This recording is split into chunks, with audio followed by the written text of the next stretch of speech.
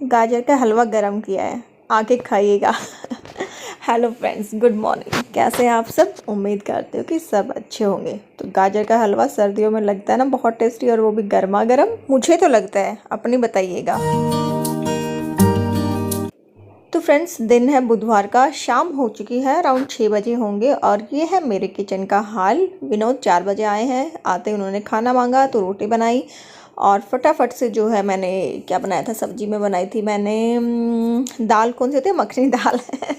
और किचन फैला हुआ है, सब्जियां आई हैं, ग्रोसरी आई है, फ्रूट्स हैं। तो जब ये आते हैं ना घर में, तो सारा घर फैल जाता है, और उसको मतलब यार मेरे लिए ना बहुत बड़ी एक हेडेक हो जाती है इस काम को करने में, बट करना तो है ही। तो चलिए करते हैं। नीरव अपना एंजॉय कर रहा है अपने हलवे को, और इधर उधर चीज़ें रखी हुई हैं। यहाँ पे कपड़े सुखाए थे तो वो उतारे, तो वो अभी तक मैंने ठीक नहीं किए हैं।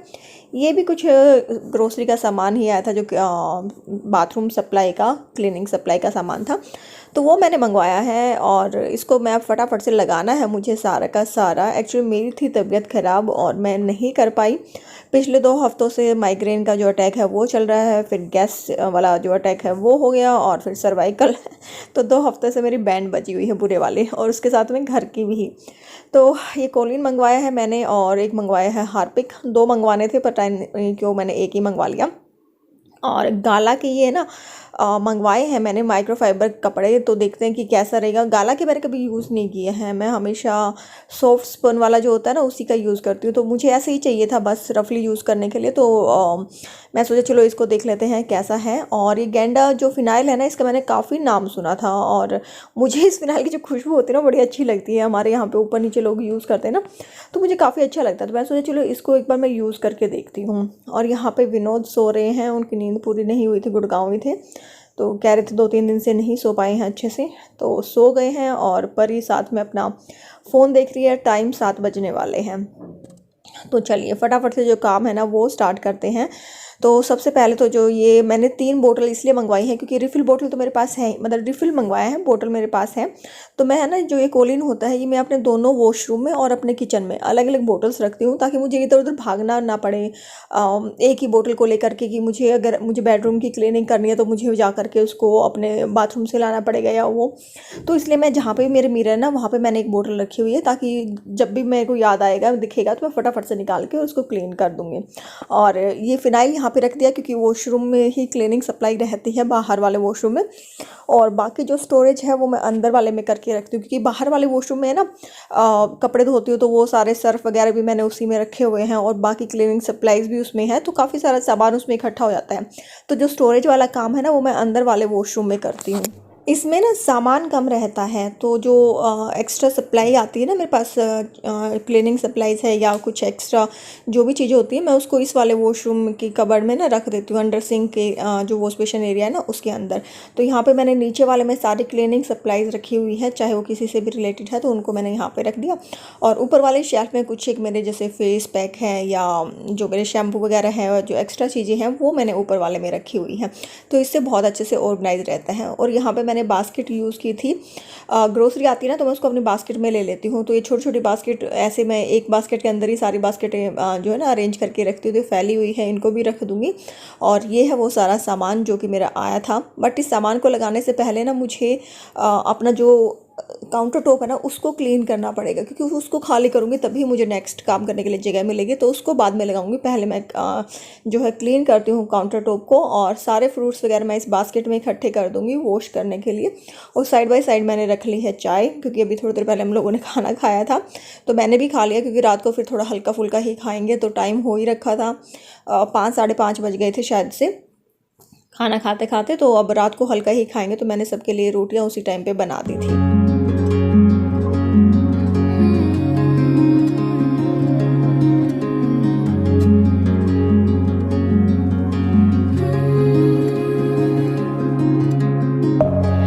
Within, here we go, but somehow I'm caught in the middle. Is this the end before we've even begun? Should I work against the flow, a drop in the ocean so endless, reaching for our moments miles above? I just need one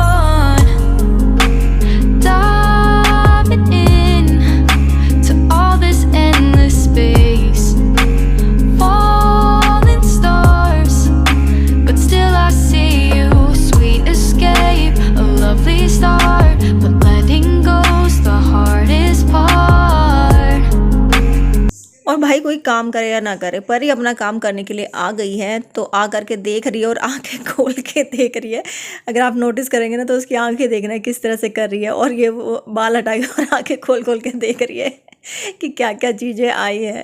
तो इसकी noting ने ऐसे दिन भर चलती रहती है। देखो मैंने ये सुबह एक बास्केट में रखा था ना, और अब इसका काम है ये, बस अब एक एक चीज़ का मुआयना करेगी और उसको फैला के रख देगी।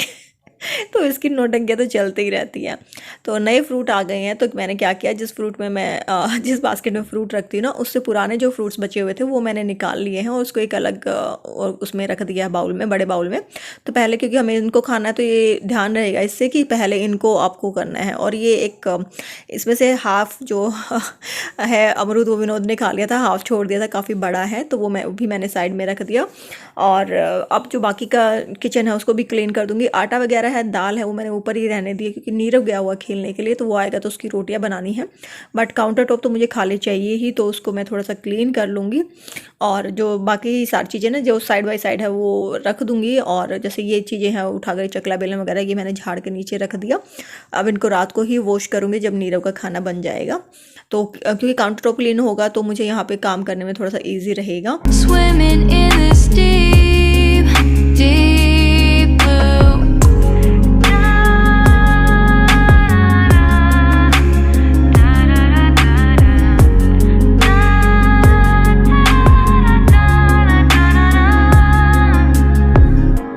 Hold my breath, looking up. Life moves in ways that keeps changing. Catch a glimpse of what was you and me. It's gone again. Sinking in, back on the shore. One foot in front of the other. Close my eyes and feel you hold my hand just like you used to back then. These hopes dance high like sparks before they go out. But in that second, you're still mine. Diving in to all this endless space. Falling stars, but still I see you. A sweet escape, a lovely start, but letting go's the hardest part. Swimming in this deep, deep blue. I know I'm floating on this dream, but soon comes morning. For now I'll embrace our wondrous sea.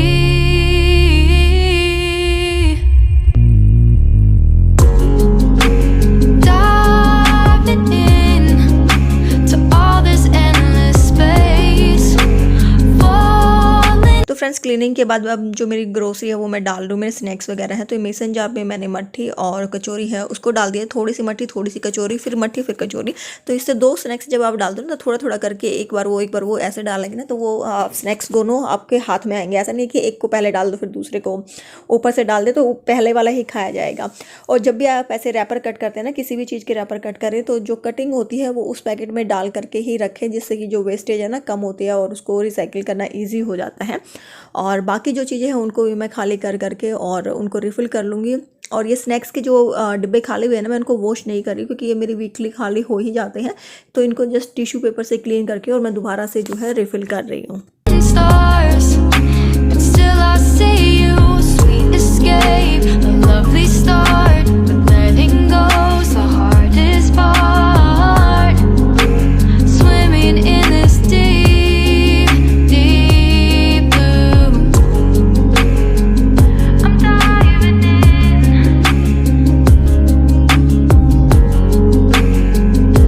Falling stars. Lovely start.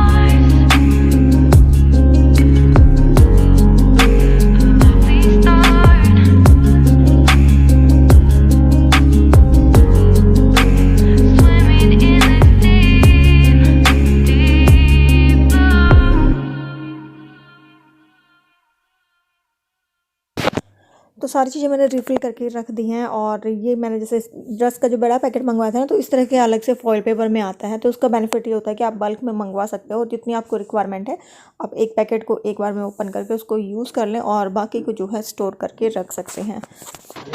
तो जो सारे snacks हैं जिनको refill करना था वो refill कर दिए, बाकी एक बास्केट में मैंने निकाल के रख दिए हैं। तो अब बस मुझे इनको प्लेस करना है, ऑर्गेनाइज़ करना है।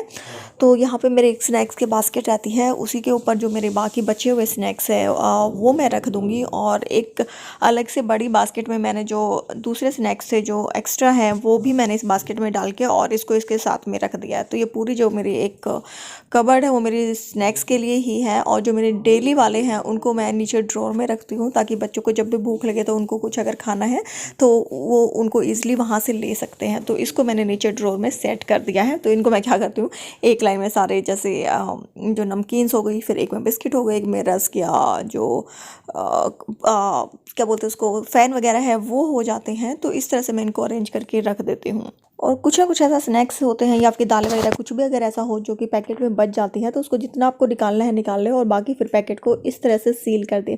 तो इसके ऊपर आप जरा से अगर आप आँच दिखाते हैं ना, तो आँच दिखा करके उसको फिर किसी एक ऐसे मेटल के या किसी भी स्पून वगैरह से उसको सील लॉक करते हैं तो बिल्कुल सील हो जाता है, उसमें से गिरेगा नहीं है और ना ही मॉइस्चर जाएगा। तो फिर आप उस पैकेट को एज इट इज़ यूज़ कर सकते हैं। और ये मंगवाए थे मैंने माइक्रोफाइबर क्लॉथ्स जो कि गाला के हैं। तो इनका साइज़ थोड़ा छोटा आया है, थोड़ा नहीं मतलब उससे काफ़ी फ़र्क में है। जो नॉर्मल सोर्स बन के जो मैं मंगवाती हूँ ना उससे थोड़ा सा छोटा है। बाकी यूज़ करके देखेंगे कैसा है वो भी आप लोग के साथ मैं शेयर कर लूँगी। तो इनको एज इट इज़ मैं जो है रख देती हूँ। और इस बार एगोज़ की जो एग है वो मैंने मंगवाए हैं, तो इनका भी रिव्यू शेयर करूँगी कैसे। थोड़ा सा ये उससे कॉस्टली पड़ते हैं जो नॉर्मल वाले हैं, बट आई थिंक अच्छे ही होंगे। और उसके बाद मैंने की है फ्रिज की क्लीनिंग। तो फ्रिज का मोटा मोटा सामान निकाल करके और उसको मैंने जो एक होम क्लीनर जो मैं बनाती हूँ ना उसके साथ मैंने इसको क्लीन कर दिया है माइक्रोफाइबर क्लॉथ के साथ। और फिर जो चीज़ें निकालनी थी वो निकाल करके और बाकी चीज़ें फिर दोबारा से मैंने इसमें सेट कर दी हैं। तो हर बार ऐसा ही नहीं है कि आपको फ्रिज की डीप क्लीनिंग करनी है, आप ऐसे कर सकते हैं। और इसके बाद आपका जो फ्रिज क्लीनिंग जो डीप क्लीनिंग होती है वो 2-3 महीने में आप एक बार कर लीजिएगा तो इनफ रहता है। तो बीच बीच में इस तरह से क्लीनिंग से ना जो आपका डीप क्लीनिंग वाला प्रोसेस है वो डिले हो जाता है। तो ये मेरे को सही लगता है। तो यहाँ पे मैंने जो बाकी चीज़ें हैं वो लगा दी हैं और देखिए फ्रिज बिल्कुल क्लीन हो गया। सब्जियाँ भी अरेंज कर दी हैं और कुछ एक सब्जियाँ जो मेरे पहले की थी वो ख़राब हो गई, जैसे मैंने बताया तबीयत ख़राब थी तो वो मैंने निकाल दी। और इस बॉक्स में मैंने कुछ टमाटर और जो खीरे वगैरह सैलेड का सामान है वो रख दिया है जो कि मैं बाद में यूज़ करूँगी। और यहाँ पे जो है मेरे फ्रूट्स वगैरह भी मैंने अरेंज कर दिए हैं। जो फ्रूट्स पहले यूज़ करने वो अलग से और जो अभी आए हैं वो मैंने कॉर्नर में रख दिए हैं। मिर्ची सूखने के लिए रखी है, ये सूख जाएंगी तो कल मैं इनको पीस लूँगी। तो ये थी मेरी आज की वीडियो। उम्मीद करती हूँ कि थोड़ी बहुत हेल्पफुल लगी होगी, अच्छी लगी होगी वीडियो। कमेंट का वेट रहेगा, वीडियो को लाइक कर दें। नेक्स्ट वीडियो मिलेंगे, बाय।